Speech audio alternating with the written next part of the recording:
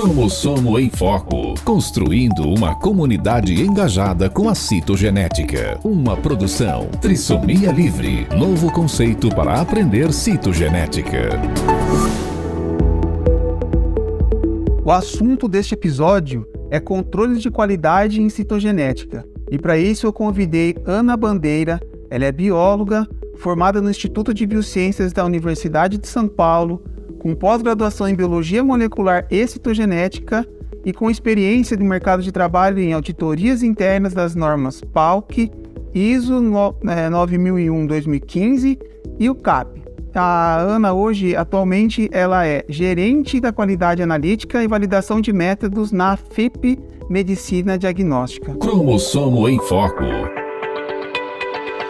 O podcast Cromossomo em Foco é produzido por Trissomia Livre, novo conceito de aprender citogenética, apresentado por mim, Bruno Faulingamba, biólogo e citogeneticista. O Cromossomo em Foco tem o apoio de Citogen Biotecnologia, inovando e mantendo a tradição, Solútil Diagnósticos, soluções diagnósticas integradas, Infocito, soluções em citogenética humana, o Max Lab, testes genéticos, orientação genética, plataforma de exames genéticos, segunda opinião e aconselhamento genético. Cromossomo em Foco, construindo uma comunidade engajada com a citogenética.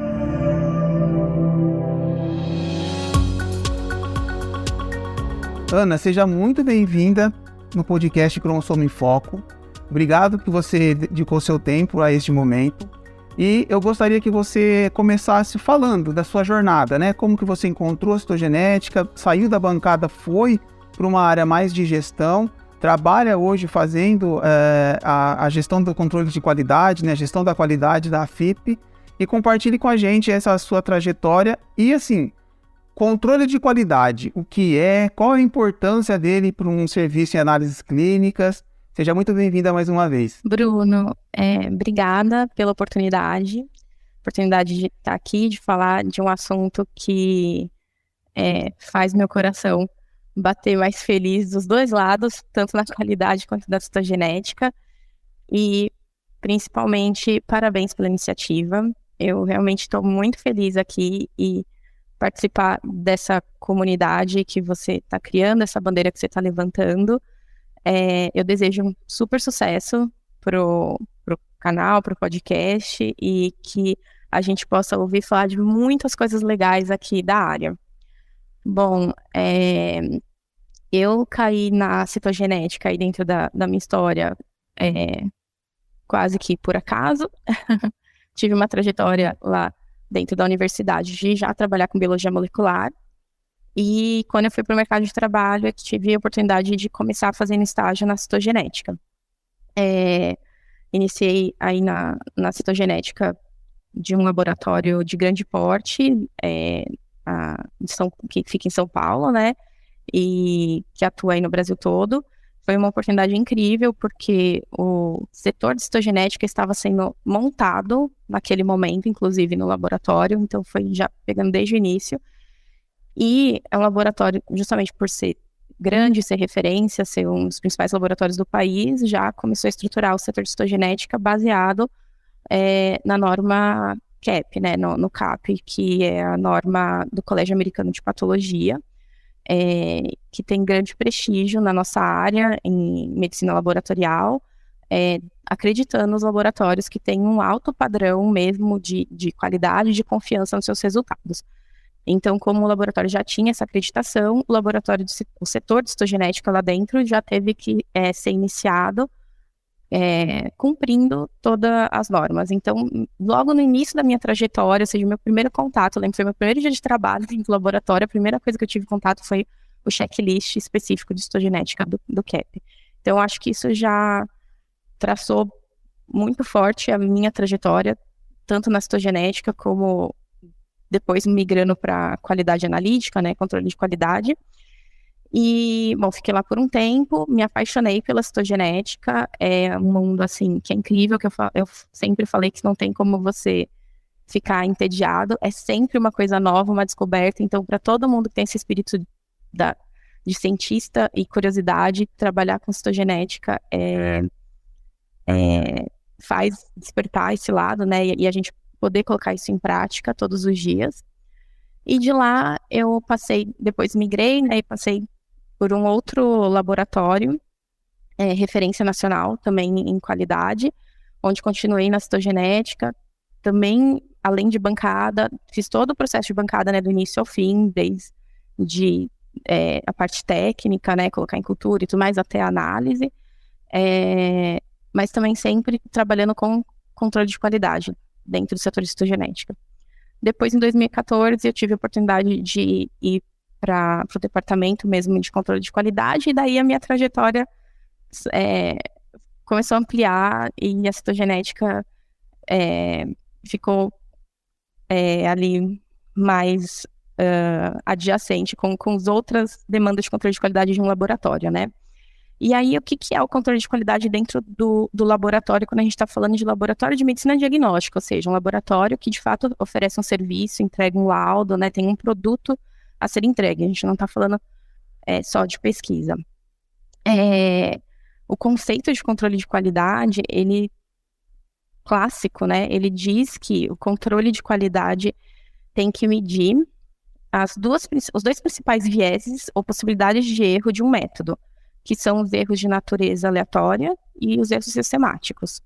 E os principais métodos, as principais ferramentas para monitorar isso ao longo da rotina do laboratório geral, né, estou falando laboratório de uma forma bem ampla, o ensaio de proficiência, que vai avaliar o erro sistemático, a exatidão do método, e o controle de qualidade interno, que tem um principal objetivo avaliar a reprodutibilidade de um método, né, a imprecisão dele.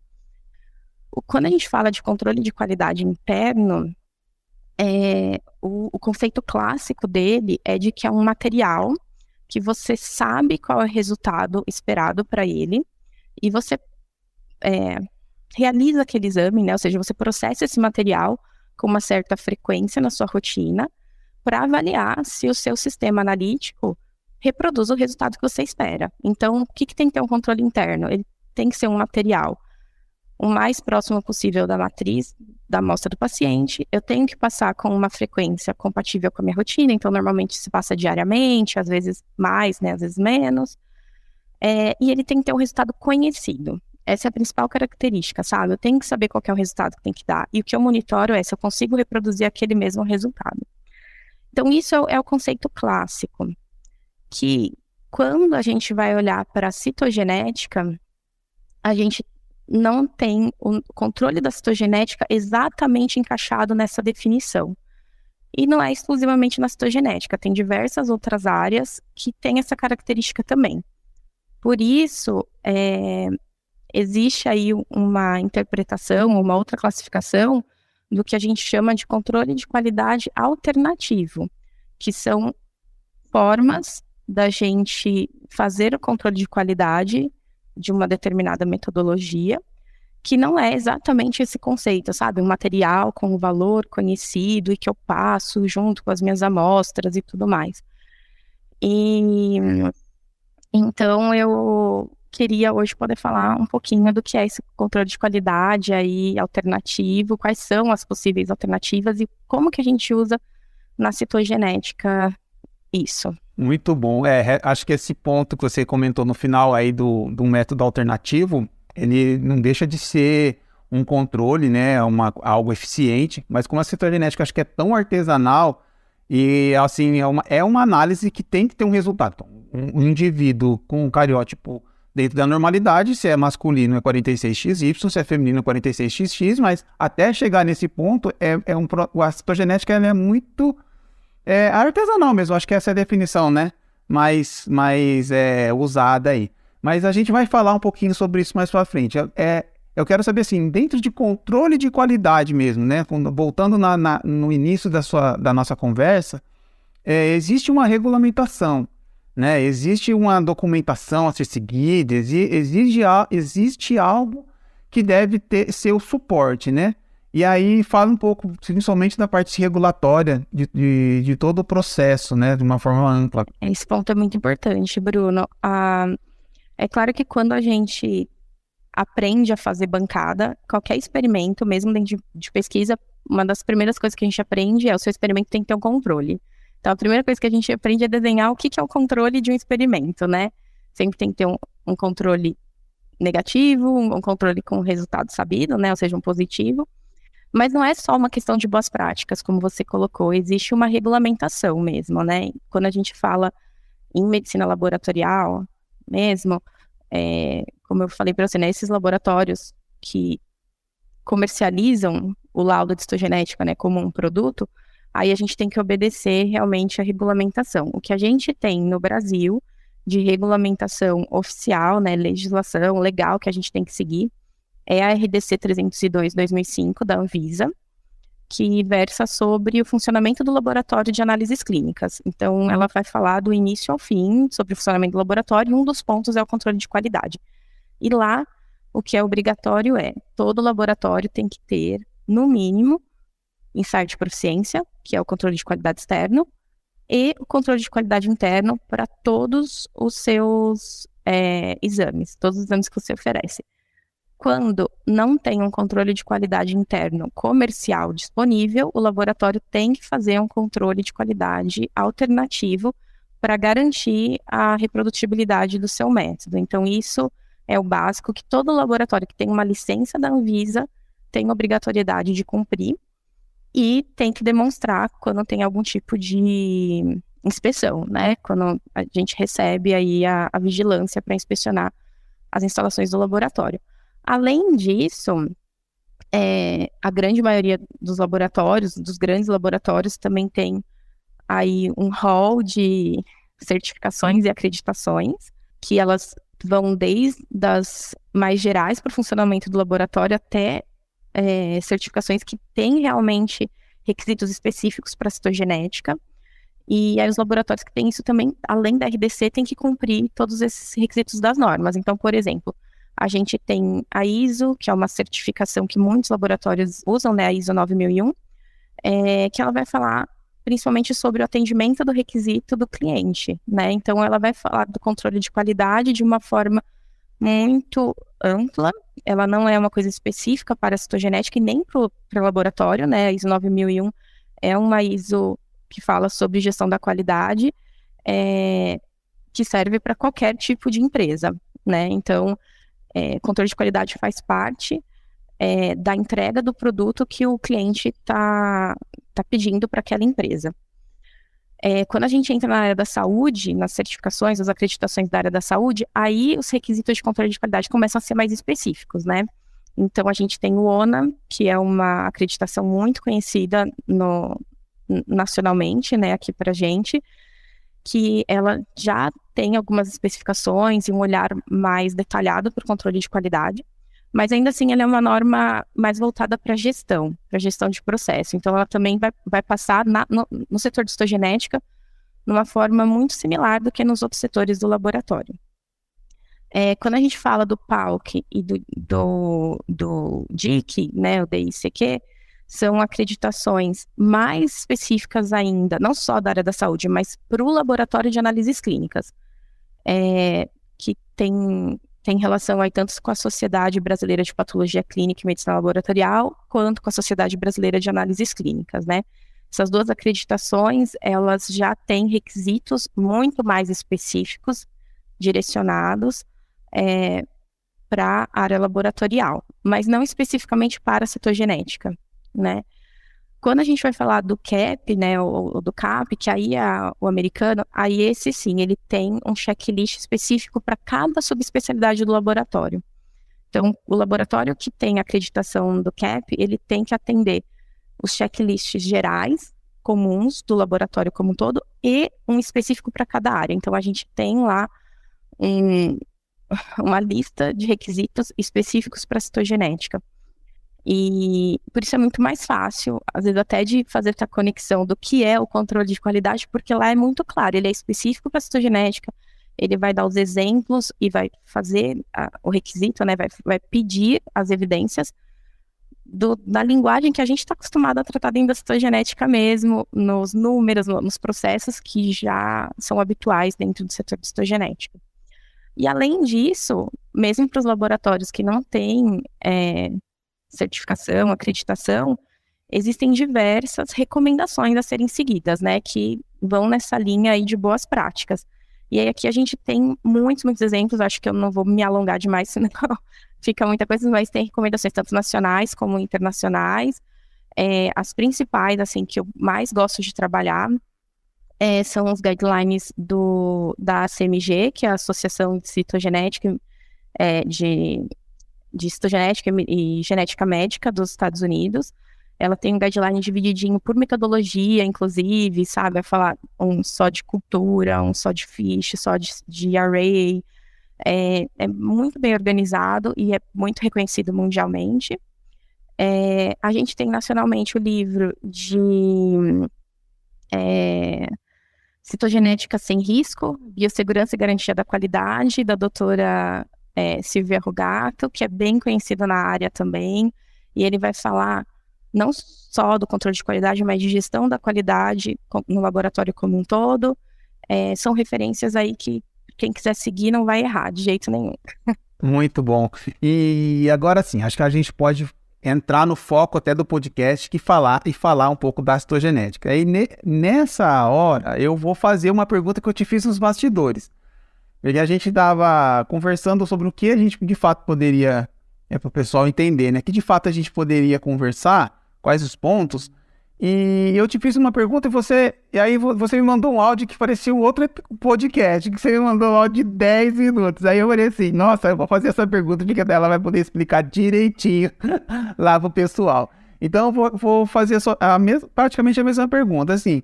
Sobre o controle de qualidade, você está dizendo, óbvio, tem recomendações, tem toda a documentação e tem para onde a gente deve seguir para produzir um exame ou um produto dentro da qualidade esperada e nos parâmetros desejados, certo?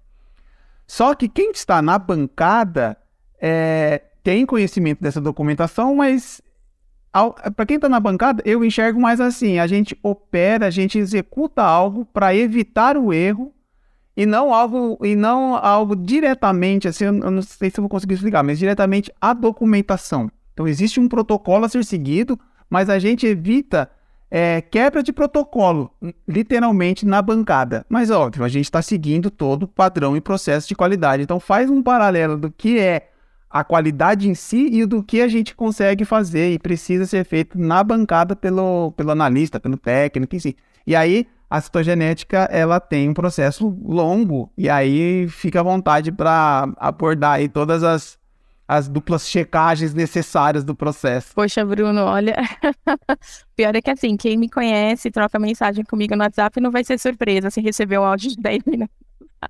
Mas vamos lá, porque eu acho que é uma conversa muito interessante. Como eu te falei, esse é um tema que, assim, tem um espaço especial no meu coração dos dois lados, tanto da qualidade quanto da citogenética, então é difícil ser sucinta. Mas vamos tentar falar aqui dos pontos principais. Essa questão que você trouxe do que é o que a gente faz no dia a dia, na bancada mesmo, quem tá ali fazendo acontecer a citogenética, né? Com toda essa conexão com a qualidade, quando a gente pensa numa questão mais de documento, de gestão, né? E de controle da qualidade do produto, passando por qual é a diferença entre controle de qualidade, barreiras de segurança no processo, né, como a gente conversou, tudo mais. Eu acho que o ponto de partida é talvez a gente ir dessa visão maior até a gente chegar na prática do dia a dia. Então, quando a gente fala em qualidade, vamos até retomar aquela questão das acreditações, né? A gente vai falar da ISO, como eu te falei, que serve para qualquer empresa.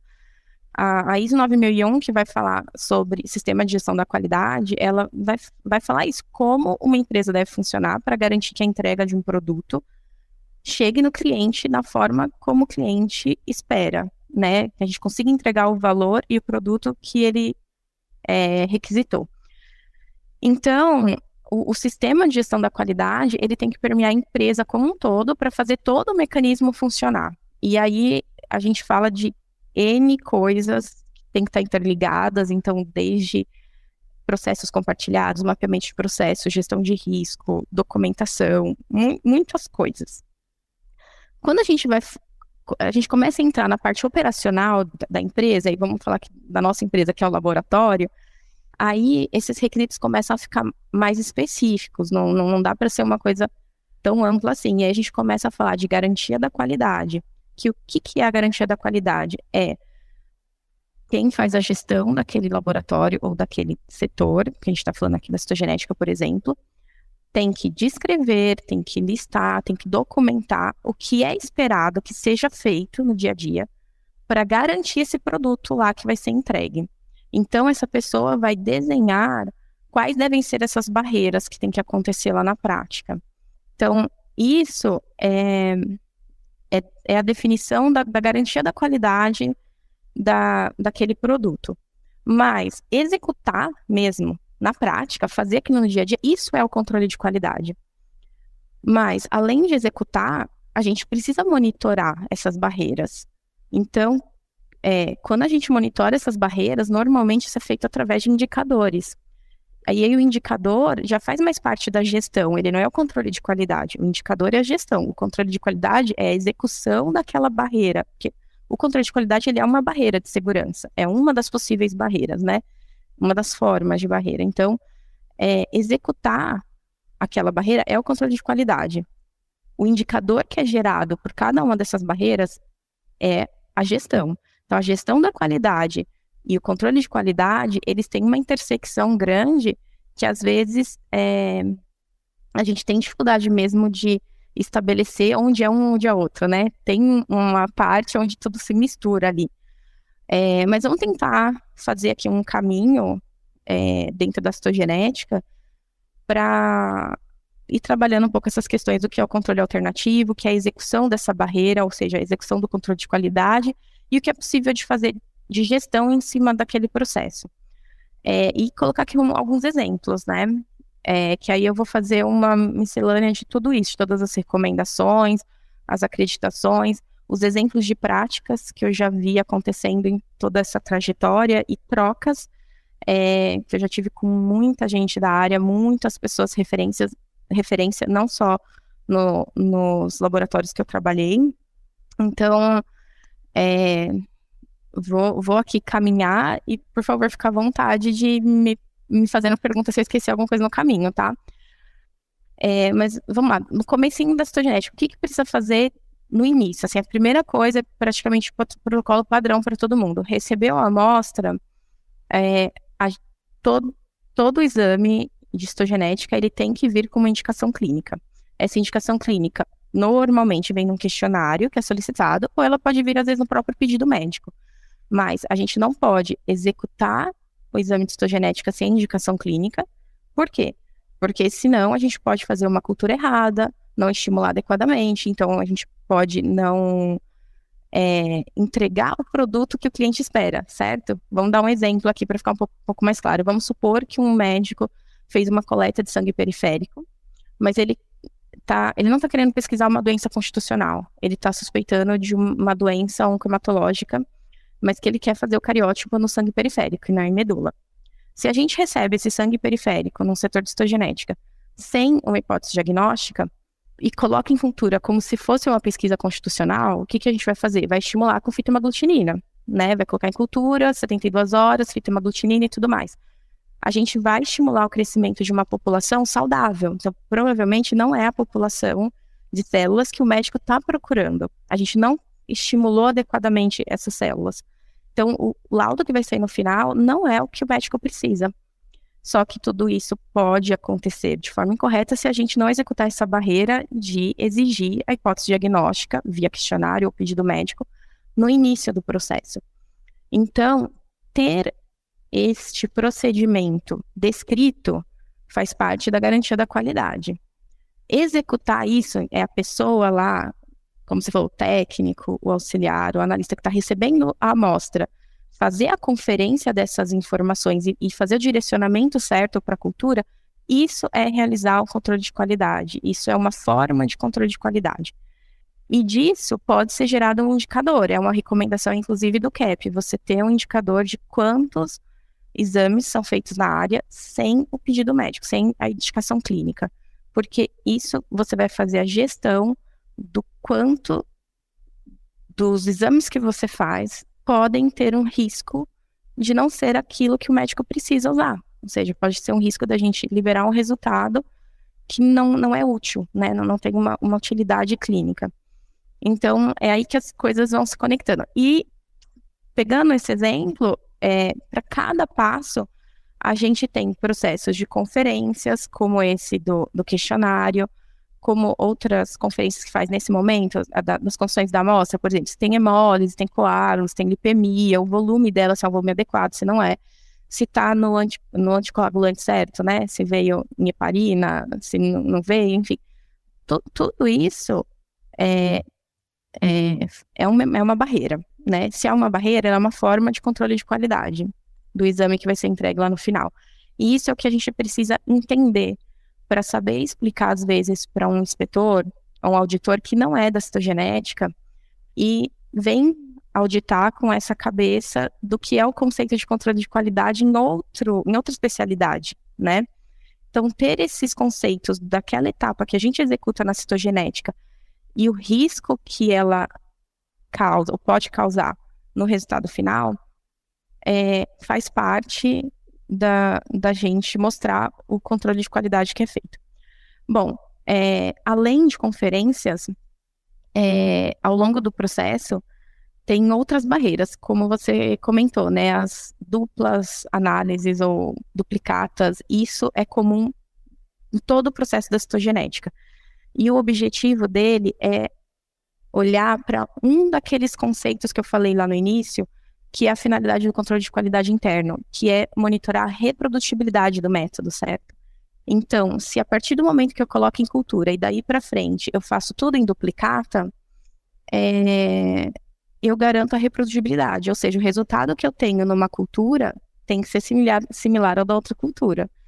Além de ter essa conferência de uma com a outra, um acaba sendo backup do outro, né? Se a gente tem qualquer problema, você não perde todo o material, porque muitas vezes o material na citogenética, ele pode ser um material quase que único, né? Então, se a gente for falar de biópsia, se a gente for falar de material de aborto, você não tem como recoletar, né? Vai ser um material único.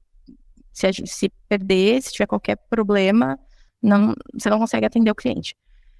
Então, fazer a cultura em duplicata é uma forma de controle de qualidade, fazer uso de estufas, colocar as culturas em estufas independentes, inclusive na instalação elétrica, no abastecimento de gás e tudo mais, é uma outra barreira, né? E quando a gente vai falar em gestão da qualidade, um dos indicadores que pode ter nessa etapa, e que também é um dos requisitos específicos do CAP para citogenética, é ter um indicador de falha de cultura. Então, todo laboratório tem que ter. Inclusive, no livro da doutora Silvia Rugato, que eu mencionei, ela faz uma sugestão de qual é o índice de falha de cultura aceitável, por exemplo, para culturas de material de pré-natal.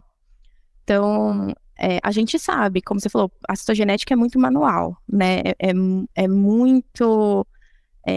eu lembro que, assim, parecia quase como se você estivesse cozinhando para sua família. É muito manual, a gente tem uma receita a ser seguida, mas tem muitas variáveis, né, durante o caminho. E a gente monitorar essas falhas em cada uma das etapas é importante para conter qualquer desvio maior do processo. Que as falhas existem, a gente sabe, mas elas não podem exceder uma quantidade aceitável, né? Bom, além da cultura, a gente tem validação de novo lote de reagente. Isso daí é o que é mais comum, e quando a gente fala em controle de qualidade em citogenética, é a primeira coisa que todo mundo mostra. Você fala assim, como que você faz controle de qualidade? Para qualquer expert de citogenética, qualquer lugar, eles vão te mostrar uma validação de lote de reagente. Isso é importante, isso tem que ter requisito obrigatório para qualquer departamento, qualquer especialidade de análises clínicas, na citogenética também. A validação de novo lote de reagente, ela sempre tem que ser uma comparação entre o lote anterior e o lote novo para uma mesma amostra, né? enfim, algumas amostras nessa comparação. E tem que ter uma reprodutibilidade, né? Então, o resultado tem que ser semelhante nos 2 lotes para aprovar.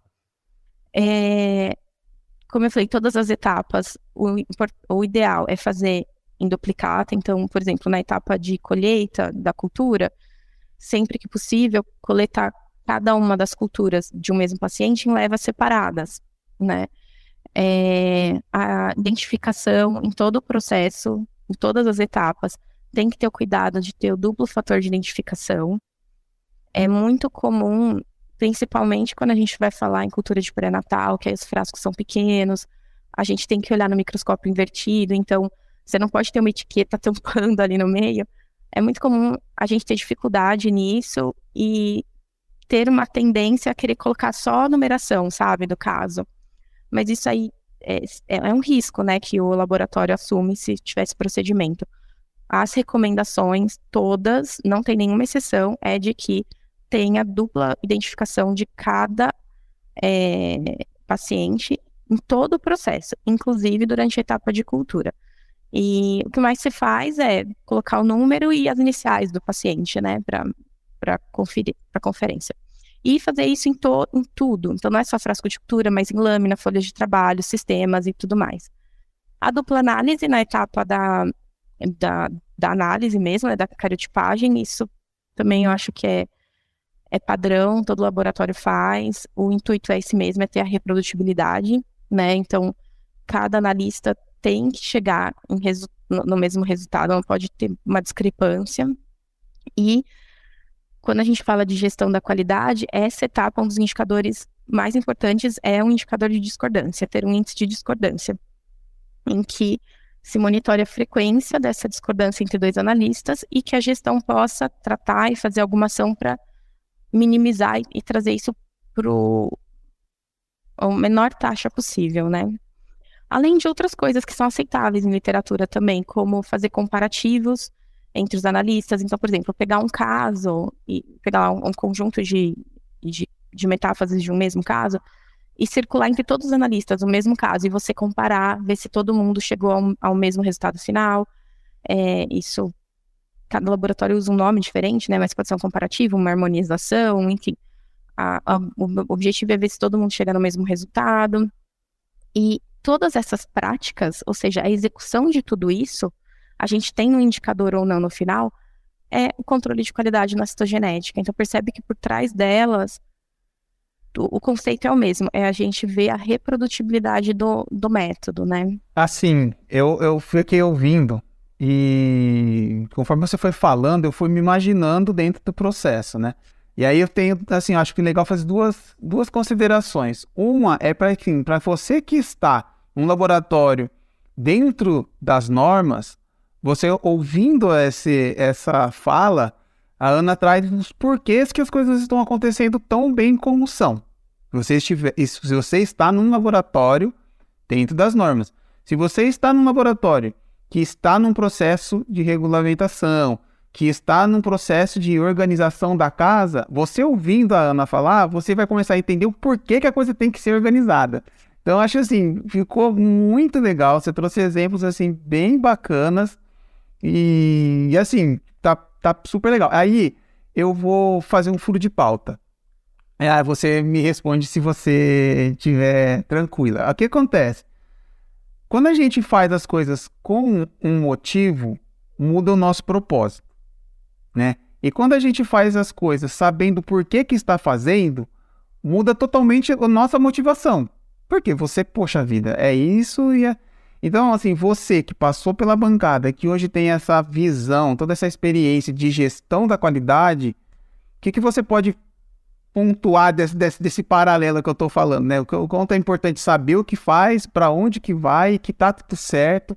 Eu acho que isso pode ser um bom motivo aí para as pessoas pararem para olhar de fato se está acontecendo, se está sendo registrado, né? Se esses índices estão acontecendo dentro de cada laboratório aí, individual de cada um, né? Poxa, Bruna, eu vou te falar que assim, esse furo de pauta acho que é o melhor da conversa, inclusive porque a gente, quando está muito tempo já dentro da qualidade, esse paralelo de entender o porquê, ele é tão natural que eu nem tinha percebido, entende? Então, você chamar atenção para isso, me puxou, assim, lá para trás e me fez lembrar do quanto isso é importante. E eu queria trazer aqui num paralelo que eu acho que isso tem uma importância que transcende só a citogenética, inclusive. Eu acho que eu tenho essa filosofia, assim, a gente não consegue forçar ninguém a fazer nada, assim.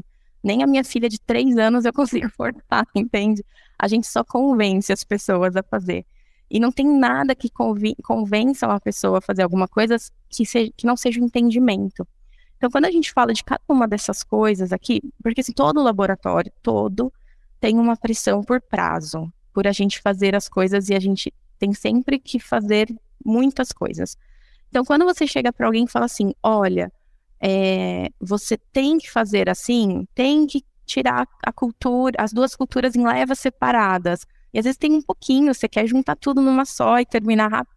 Se essa mensagem é passada para a pessoa nesse sentido, tem que fazer, você pode ter certeza, a pessoa vai fazer na sua frente, quando ela estiver apertada e tudo mais. Se ela não entende o motivo, o porquê daquilo, vai tender a burlar quando apertar em algum lugar, sabe? Isso para qualquer etapa.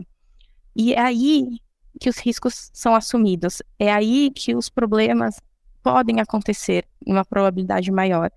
E quando a gente está falando de um exame, a gente sempre tem que pensar que tem uma vida por trás, né? Tem uma pessoa que está dependendo daquele exame por alguma coisa. E na citogenética, uma das coisas que sempre mais me preocupou foi o tempo que demora para chegar. Um exame tão importante e que direciona tratamentos e muda, às vezes, a vida da pessoa, ela ter aquele resultado. Não importa se é uma pesquisa constitucional, se é um hematológico, sabe? Em qualquer situação tem um impacto tão grande e demora muito para chegar, né? A gente já evoluiu muito a questão de melhoria nos processos, nas técnicas, e todos os laboratórios de citogenética, pelo menos os principais aqui na nossa região, né, em São Paulo, estão trabalhando com prazos muito, muito rigorosos, mais curto possível, mas ainda assim, não é um exame que sai de um dia para o outro. Então, se a gente não tiver esse olhar que do outro lado tem uma pessoa que está dependendo daquele resultado, e a gente entrar no mecânico de só ir produzindo, é aí que a gente pode escorregar nesses processos e assumir riscos e os erros acontecerem. Então, entender o porquê é importante, isso tem que começar no início da trajetória de todas as pessoas, sabe? Então, a pessoa começou no laboratório, precisa entender o porquê de cada etapa. Do mesmo jeito que quando eu vou ensinar a pessoa a fazer um bandamento, por exemplo, uma banda G, não adianta só ensinar, para mim, treinamento, não é porque o treinamento é um outro pilar muito importante da qualidade, né? Capacitação e monitoramento, que a gente não vai entrar aqui, né? Fica até eu como uma dica para os próximos temas, mas quando a gente vai treinar uma pessoa para fazer uma banda G, por exemplo, não adianta só eu recitar o protocolo para ela, porque o protocolo está no documento, ela pode ler e reproduzir, que nem eu falei, receita de bolo, sabe? Você vai passar lá no 2SSC, X tempos, vai passar na tripsina, não sei onde, cada um faz de um jeito, né? Giemsa, Wright, blá. Se você não explicar para ela o que a tripsina faz, sabe? O que ela digere mais, por que ela digere menos, por que o abandamento fica assim, sabe? Porque ela vai digerir mais as regiões assim, o assado. A pessoa, se você não entrar nesse porquê, nessa explicação, a gente vai treinar robôs, pessoas reproduzindo a mesma coisa. E não é o intuito, né? Como eu falei lá no começo, eu acho que todo mundo que vai para a citogenética, se reconhece dentro da citogenética, tem esse espírito investigativo, tem o espírito do cientista, porque se não tiver, você não fica na citogenética. Ele é tão manual, tem que ter essa veia, sabe? Se você tem essa pegada mais de ter um trabalho mais robotizado, enfim, ou mais padronizado, você vai acabar indo para uma especialidade que tem essa característica de ter um trabalho mais padronizado. E tá tudo certo, assim, né? Cada um vai onde se identifica melhor. A citogenética não é assim. Então, entender o porquê de cada etapa, inclusive dos processos de qualidade, é essencial para que as pessoas façam mesmo. Continuarem fazendo, como você falou, num laboratório que já tem isso implantado, seja aquele laboratório que está querendo melhorar o seu nível de qualidade, ou está querendo ir atrás de algum tipo de reconhecimento, né, de acreditação, enfim, alguma certificação nesse sentido, tem que começar por aí, sabe? Entender o porquê, e não só cumprir as regras, porque senão a gente para de cumprir na primeira dificuldade que tem, sabe? E como eu te falei, eu acho que isso transcende para as outras áreas, por exemplo, assim, a gente vai lá, por exemplo, se alimentar bem, cuidar da saúde, ter bons hábitos, porque a gente sabe a importância disso, não é só porque é legal, nem sempre é legal, mas todo mundo busca isso porque entende a importância disso, né? Então, eu acho que na citogenética é a mesma coisa, a gente tem que ter os bons hábitos, sabendo o motivo e o que a gente assume com esses maus hábitos. Muito bom, foi um ótimo furo de pauta. Muito legal.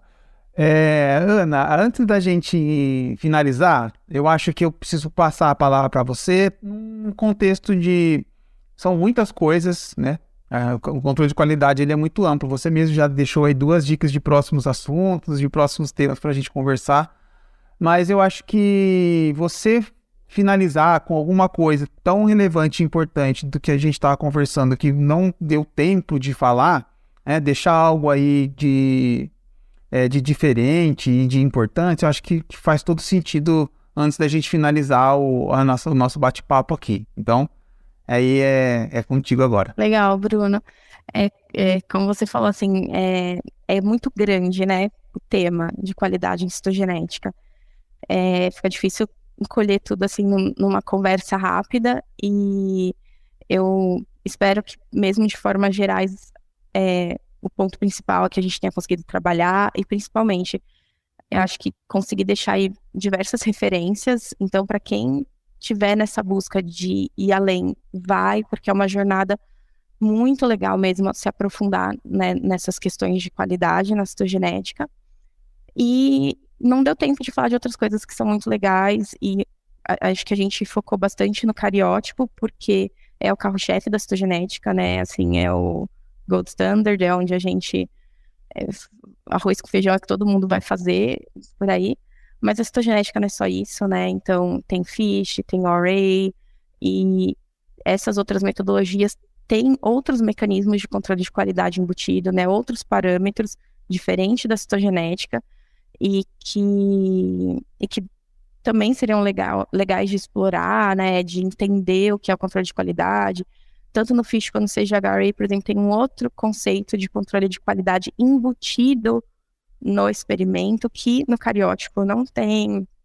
Então, mas assim, eu acho que aí começa a ficar muito extenso, e fica aí a outra deixa para entrar nesse outro mundo aí mais molecular da citogenética.